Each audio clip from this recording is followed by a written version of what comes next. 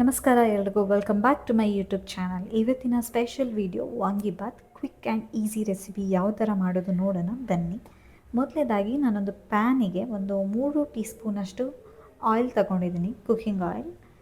ಆಯಿಲಿಗೆ ನೀವು ಒಂದು ಸ್ವಲ್ಪ ಇಂಗು ಹಾಕ್ಕೊಳ್ಳಿ. ಆಮೇಲೆ 1 ಟೇಬಲ್ ಸ್ಪೂನಷ್ಟು ಸಾಸಿವೆ ಹಾಕ್ತಾಯಿದ್ದೀನಿ. ಸ್ವಲ್ಪ ಫ್ರೈ ಮಾಡಿಕೊಳ್ಳಿ. ಫ್ರೈ ಮಾಡಿದ ನಂತರ ಇದಕ್ಕೆ ನಾನು 1 ಟೇಬಲ್ ಸ್ಪೂನಷ್ಟು ಕಡಲೆಬೇಳೆನ ಹಾಕ್ಕೋತಾ ಇದ್ದೀನಿ. ಕಡಲೆಬೇಳೆನೂ ಸ್ವಲ್ಪ ಚೆನ್ನಾಗಿ ಫ್ರೈ ಮಾಡ್ಕೊಳ್ಳಿ.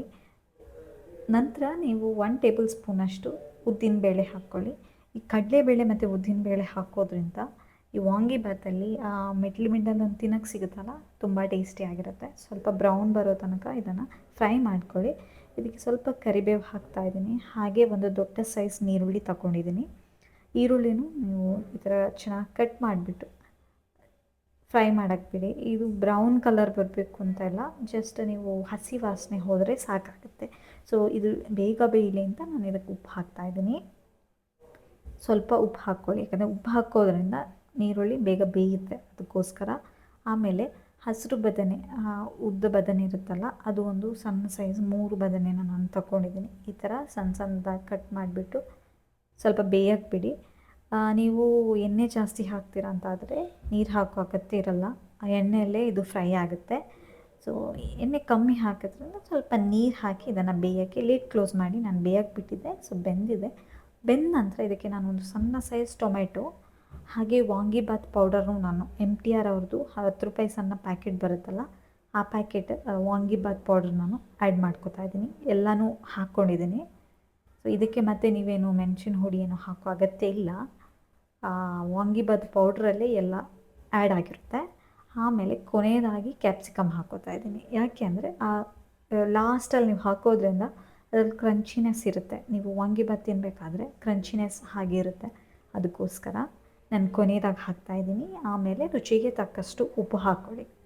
ಟೇಸ್ಟ್ ಮಾಡಿಬಿಟ್ಟು ಉಪ್ಪು ಹಾಕ್ಕೊಳ್ಳಿ, ಯಾಕೆಂದರೆ ನಾವು ಮೊದಲು ಆ್ಯಡ್ ಮಾಡಿದ್ದೀವಿ ಉಪ್ಪು, ಅದಕ್ಕೋಸ್ಕರ. ಕೊನೆಯದಾಗಿ ಈ ಹುಳಿ ನೀರಿರುತ್ತಲ್ಲ, ಹುಳಿ ನೀರು ಇದಕ್ಕೆ ಮಸ್ಟ್ ಯೂಸ್ ಮಾಡಬೇಕು. ತುಂಬ ಅಂದರೆ ನಾನಿಲ್ಲಿ ತುಂಬ ಅಂದರೆ ಈ ಲಿಂಬೆ ಗಾತ್ರದಷ್ಟು ಹುಳಿಯನ್ನು ತಗೊಂಡು ನೀರಲ್ಲಿ ಹಾಕಿಟ್ಟಿದ್ದೆ. ಆಮೇಲೆ ಒಂಚೂರು ಬೆಲ್ಲ ಲಾಸ್ಟಿಗೆ. ಲಿಡ್ ಕ್ಲೋಸ್ ಮಾಡಿ ಬೇಯಕ್ಕಿಡಿ. ಇವಾಗ ಪರ್ಫೆಕ್ಟಾಗಿ ಬೆಂದಿದೆ ನೋಡಿ, ತರಕಾರಿ ಎಲ್ಲ ಚೆನ್ನಾಗಿ ಬೆಂದಿದೆ. ಹಾಗೆ ನಾನಿಲ್ಲಿ ಅನ್ನನೂ ಬೇಯಕ್ಕಿಟ್ಟಿದ್ದೆ, ರೆಡಿ ಇದೆ. ಒಂದು ಗ್ಲಾಸಷ್ಟು ಅನ್ನ ನಾನು ಅಕ್ಕಿ ಹಾಕಿದ್ದೆ, ಅದಕ್ಕೆ 2 ಗ್ಲಾಸ್ ನೀರು. ಚೆನ್ನಾಗಿ ಪರ್ಫೆಕ್ಟಾಗಿ ಬಂದಿದೆ. 2 ವಿಶಿಲ್ ಇಟ್ಟಿದ್ದೆ ಅಷ್ಟೇ.